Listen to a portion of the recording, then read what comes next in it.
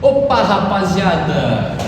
E aí, hoje a gente está aqui no USP Resolve e vamos começar a falar de geometria analítica, que é uma matéria que estuda algumas áreas da geometria, como vetores, retos, planos e algumas funções tipo cônicas e quadráticas. Mas hoje a gente vai começar falando só dos vetores, que são ferramentas matemáticas que a gente usa para representar movimento, distância e alguns outros conceitos de posição. Vamos falar um pouco então sobre a definição de um vetor. Bom, um vetor é uma ferramenta matemática que a gente usa para representar múltiplos valores, mas principalmente valores que ilustram posição ou deslocamento. Como assim? Você tem um ponto inicial e um ponto final. O ponto inicial geralmente você coloca no zero, mas graças a uma propriedade que é de equivalência, que eu vou falar provavelmente em alguma aula futura, qualquer vetor em qualquer lugar no plano que aponta, que tem essas mesmas três propriedades que eu vou falar brevemente, pode ser representado por um vetor começando do 0, 0, do início. Eles podem ter quantas dimensões você quiser, mas nessa aula vamos falar só de vetores de 3 dimensões, quando estiver mostrando exemplo geométrico. Bom, e o que todo vetor tem que ter? Ele tem que ter um módulo, direção e sentido. Módulo é simplesmente a distância que o vetor representa. Por exemplo, quando você tem esse vetor aqui, está apontando para cá, a distância vai ser só se você pegar uma régua e medir ele. Mas tem jeitos mais fáceis de calcular a distância um pouco mais para frente, que a gente vai chegar em aulas futuras. Direção, então, é bem fácil, é a direção para onde o vetor está apontando. Esse vetor aqui está apontando para cá, esse vetor está apontando para cá, e esse vetor está apontando para cá. Só que o vetor por si só, ele pode também, essa setinha podia muito bem estar apontando de volta aqui para a base. Então aí que entra a terceira característica, que é o sentido, que é o sentido do vetor, se ele estiver apontando para fora ou para dentro da origem. Mas então, para que serve o vetor? Para que a gente usa eles? Né? Tipo, o que isso afeta a minha vida? Bom, um vetor, ele pode ser, entre outras utilidades, pode ser usado para representar deslocamento de um objeto no espaço. Então, por exemplo, esse apagador aqui, se ele começa aqui e vai até aqui, você pode desenhar uma reta demonstrando o caminho que ele fez, o percurso. E essa reta vai ser um vetor, cuja direção vai ser para cá, o sentido também, e o módulo vai ser essa distância aqui. Além disso, na física a gente usa vetores porque eles têm algumas propriedades que ajudam a gente a estimar valores como energia. Aqui eu tenho um objeto maciço em que está sendo aplicada uma força nesse sentido aqui e está resultando um movimento para cá.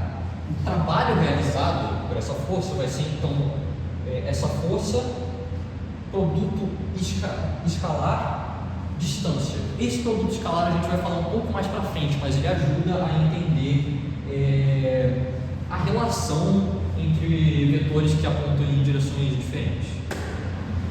Mas então, como que a gente pode representar esses vetores com uma ferramenta matemática, né? Tem alguns jeitos diferentes, tem vários jeitos diferentes, na verdade. Eu trouxe aqui os 4 que são mais usados. A gente tem essa representação como uma lista e uma linha, em que você tem parêntese e aí cada componente do vetor é diferente. Por exemplo, esse aqui é o componente no eixo, pode ser o componente no eixo horizontal, esse no eixo vertical e assim por diante. Aqui eu trouxe um exemplo de um vetor escrito assim. Esse vetor A tem componente x1, y2 e z3. Isso no plano cartesiano. A gente tem também a representação usando vetores unitários, vetores ortonormais, né? A gente coloca conteúdo para a aula futura, em que você faz uma somatória de cada um desses valores aqui, multiplicando pelo vetor que representa essa direção. De novo, a gente vai falar disso mais para frente. Mas na física você já deve ter visto isso, usando ao invés desse aqui, usando notação de I e J, dessa forma aqui, 1I mais 2J, por exemplo. E aí tem essas duas notações aqui um pouco mais para baixo, que são menos usadas por a gente agora, mas quando chegar em álgebra linear a gente vai usar direto, que são representações de matriz. Por exemplo, isso daqui é um vetor matriz linear, em que cada componente é um componente da matriz que só tem uma dimensão horizontal. Aqui temos um exemplo dele escrito assim. E esse daqui, que é o mais importante desses dois aqui, é a representação em coluna, em que cada um é um componente da coluna, uma linha. Tipo, como você pode ver aqui. Que esse daqui é o mais útil desses daqui, porque você pode facilmente aplicar uma transformação linear. Aí, de novo, conteúdo mais pra frente. Então, agora para a gente terminar a aula aqui, vamos fazer um exemplo aqui só para a gente poder entender um pouco mais fácil como funciona essa representação. A gente tem aqui um vetor representando, por exemplo, o movimento de algum objeto, e a gente tem que ele está a 3 metros de distância do zero do eixo x e a 4 metros de distância do zero do eixo y.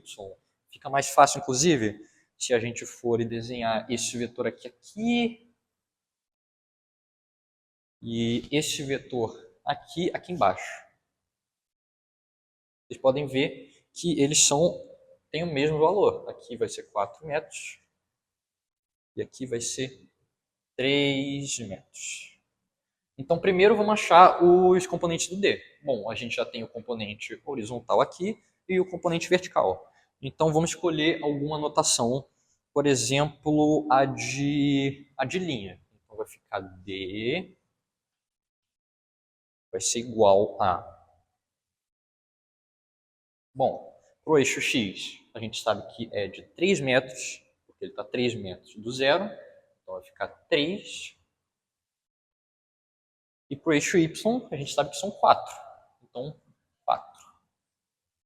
E como a gente está usando metros aqui, a gente tem que completar falando que são metros. A gente pode também usar, por exemplo, notação da física. Qual caso seria, usando isso daqui também, tem que botar parênteses aqui por causa da unidade. Vamos chegar nisso daqui a pouco. Ia ficar 3 direção I, mais 4 na direção J. Metros. Aí agora para o módulo de D, bom, se vocês forem dar uma olhada aqui, isso daqui forma um triângulo retângulo. Então, usando esses componentes aqui que são ortogonais, a gente, de novo, vai falar disso depois, a gente pode usar só Pitágoras. Então, vai ficar aqui módulo de D, módulo do vetor D, que só para lembrar, é a distância da ponta dele até a origem, vai ser igual a raiz quadrada de 3 ao quadrado, que é o componente x, mais 4 ao quadrado, que é o componente y, que vai ser igual a raiz quadrada de 9 mais 16, raiz quadrada de 25, que é igual a 5 metros. E com isso a gente termina aqui esse exercício e a aula de hoje. Eu espero que vocês tenham entendido e qualquer dúvida vocês podem deixar nos comentários e a gente pode responder depois. Mas é isso, muito obrigado.